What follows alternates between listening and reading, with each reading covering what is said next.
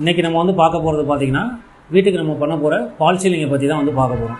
மெயினாக வந்து பார்த்திங்கன்னா இன்றைக்கி பால் சீலிங் பண்ணுறதே வந்து நம்ம வீடை வந்து அழகாக காட்டுறதுக்காக தான் நம்ம பண்ணுறோம்.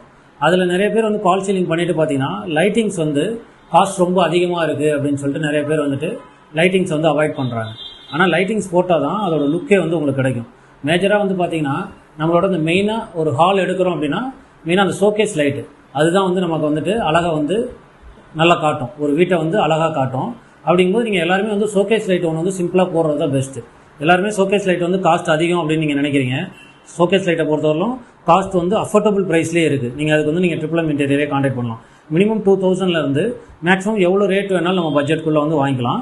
அந்த 2000 ரேஞ்சஸ்லேயே நம்ம எவ்வளோ அழகான லைட் வேணாலும் நம்மளால் வாங்க முடியும். இப்போ இந்த வீட்டை பொறுத்தவரைக்கும் நீங்கள் பார்த்தீங்க அப்படின்னா பால் சீலிங்கில் எந்த டிசைனுமே இல்லாமல் ஒன்லி நம்ம சுற்றி பார்த்தீங்கன்னா ப்ரொஃபைல் லைட் மட்டும் கொடுத்துட்டு சுற்றி அவுட்டரில் வந்து பார்த்தீங்கன்னா நம்ம ஸ்பாட் லைட் கொடுத்துருக்கோம். அது எல்லாமே வார்ம் ஒயிட்டில் கொடுத்துருக்கோம். அதனால் உங்களுக்கு வீடை வந்து பார்த்தீங்கன்னா எலிகண்ட்டாக ரொம்ப அழகாக வந்து எடுத்து காட்டும். ஓகேங்களா? இதான் வந்து பால் சீலிங் போட்டிங்கன்னா உங்கள் வீட்டு லுக்கு அதிகமாக காட்டும்.